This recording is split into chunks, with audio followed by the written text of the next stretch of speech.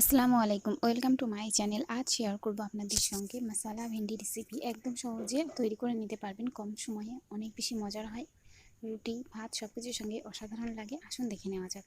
সবার প্রথমে এখানে আমি 4 চা চামচ পরিমাণে সাদা তেল দিয়ে দিয়েছি। দিয়ে দিলাম হাফ চা চামচ পরিমাণে কালো জিরে। এর মধ্যে দিয়ে দিচ্ছি একটা বড় সাইজের পেঁয়াজ কুচি করে নেওয়া। এবার খুব ভালো করে পেঁয়াজটা আমি ভেজে নেব। পেঁয়াজটা কিন্তু আমি একদম কুচি করে কেটে নিয়েছি, দেখতেই পাচ্ছেন। খুব ভালো করে গ্যাসের ফ্লেম মিডিয়াম টু হাইতে দিয়ে পেঁয়াজটা লাল করে ভেজে নিতে হবে। একবার আপনারা এই রেসিপি ফলো করে অবশ্যই বাড়িতে এই ভেন্ডি রেসিপি তৈরি করে দেখবেন, খেতে কিন্তু দারুণ হয়। আশা করছি আজকের রেসিপিটি আপনাদের কাছে অনেক বেশি ভালো লাগবে। দেখুন, যখন দেখবেন পেঁয়াজটা ঠিক এরকম লাল হয়ে এসেছে, এই পর্যায়ে এর মধ্যে মশলা অ্যাড করব। এর মধ্যে দিয়ে দিচ্ছি 1 চা চামচ পরিমাণে রসুন বাটা, হাফ চা চামচ পরিমাণে আদা বাটা। আদা আর রসুনটা খুব ভালো করে এবার আমি পেঁয়াজের সঙ্গে ভেজে নেব।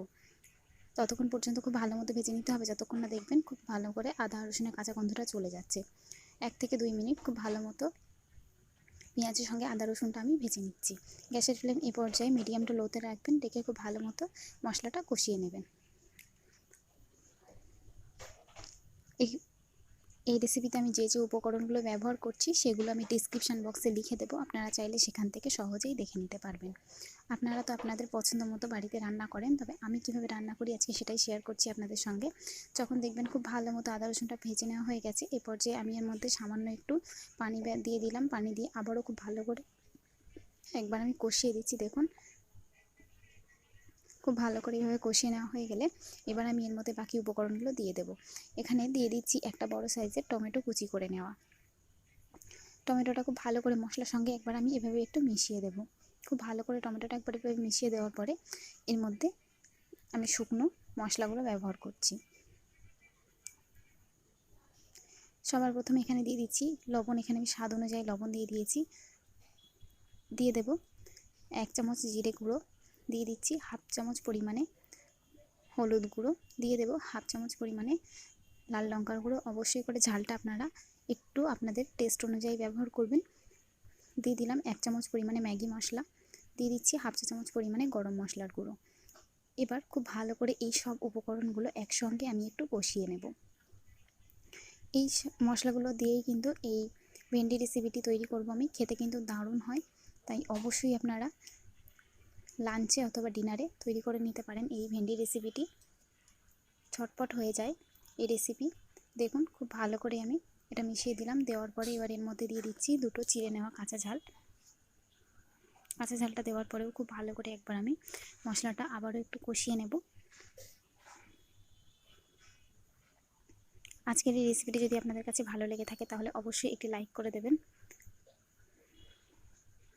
দেখুন, খুব ভালো করে আমি এটা মিশিয়ে দিলাম। দেওয়ার পরে এবার আমি ঢাকা দিয়ে দেবো 1 মিনিটের জন্যে।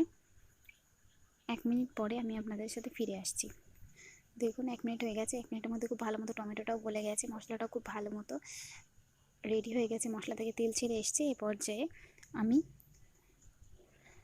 খুব ভালো করে একবার এভাবে করে কষিয়ে নিচ্ছি মশলাটা। খুব ভালো করে একবার এভাবে মশলাটা কষিয়ে নেওয়ার পরে এর মধ্যে দিয়ে দেব টমেটো সস। আমি এখানে 2 চামচ পরিমাণে টমেটো সস ব্যবহার করেছি। এটা অপশনাল, আপনারা দিতেও পারেন অথবা স্কিপও করতে পারেন, তবে দিলে টেস্টটা অনেক বেশি ভালো হয়, তাই চেষ্টা করবেন দেওয়ার। দেখুন, খুব ভালো করে টমেটো সসটা দেওয়ার পরেও একবার এভাবে একটু মিশিয়ে দিচ্ছি। খুব ভালো করে টমেটো সসটা দেওয়ার পরে মশলাটা খুব মিশিয়ে দেওয়ার পরে এবার আমি ভেন্ডিটা এর মধ্যে অ্যাড করব। ভেন্ডিটা আমি এর মধ্যে দিয়ে দিচ্ছি। দেখুন, ভেন্ডিটা কেটে নেওয়ার আগে খুব ভালো করে ধুয়ে পরিষ্কার করে নিয়ে তারপর কেটে নেবেন। আমি আগের একটা ভেন্ডি রেসিপিতে সেটা দেখিয়ে দিয়েছি। দেখুন, খুব ভালো করে এবার আমি ভেন্ডিটা দেওয়ার পরে মশলার সঙ্গে গ্যাসের ফ্লেম মিডিয়ামে রেখে ভেন্ডিটা একটু মশলার সাথে কষিয়ে নেব। এতে করে ভেন্ডির যে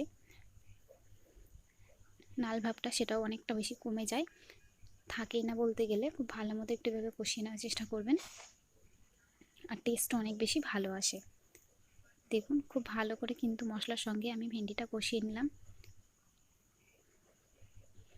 দেখতেই পাচ্ছেন মশলা থেকে তেল ছেড়ে এসছে। এই পর্যায়ে আমি এর মধ্যে পানিটা অ্যাড করে দেব। ভেন্ডি সিদ্ধতে বেশিক্ষণ সময় লাগে না, তাই খুব বেশি পানি এখানে ব্যবহার করব না। আমি এখানে হাফ কাপের একটু বেশি পানি ব্যবহার করেছি।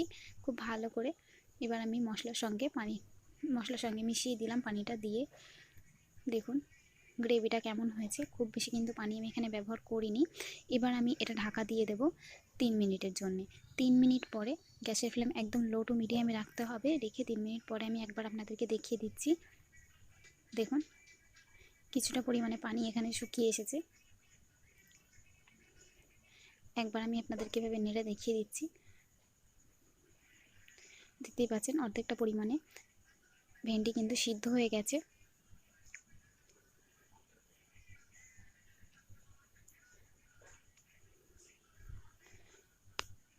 আবারও আমি ঢাকা দিয়ে দেবো এটা 2 থেকে 3 মিনিটের জন্যে, যতক্ষণ না পর্যন্ত তেলটা উপরে উঠে আসছে। দেখতেই পাচ্ছেন মশলা থেকে তেলটা কিন্তু উপরে উঠে এসেছে। ভেন্ডিটা একদম পারফেক্টভাবে রেডি হয়ে গেছে। এবার আমি গ্যাসের ফ্লেম মিডিয়ামে রেখে খুব ভালো করে একবার এটা নাড়াচাড়া করে নেব। দেখতেই পাচ্ছেন মশলাটা কিন্তু গায়ে লাগা লাগা হয়ে এসেছে। আর 1 মিনিট মতো আমি নাড়াচাড়া করে এটা রান্না করে নেব।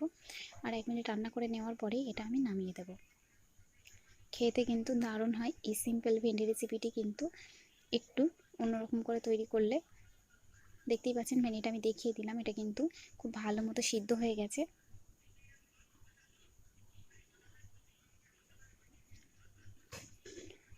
এবার গ্যাসের ফ্লেম আমি বন্ধ করে দেব, দিয়ে এটা আমি সার্ভ করব। আপনাদের যদি এই রেসিপিটি ভালো লাগে অবশ্যই আমাকে কমেন্ট বক্সে জানাবেন। আপনাদের পছন্দের কোনো রেসিপি থেকে থাকলে সেটাও আমাকে জানাতে পারেন। আমি অবশ্যই করে সেই রেসিপিটি আপনাদের সঙ্গে শেয়ার করব। আজকের মতো এই পর্যন্তই। আবারও চলে আসবো নিত্য নতুন রেসিপি নিয়ে। ভালো থাকবেন আপনারা।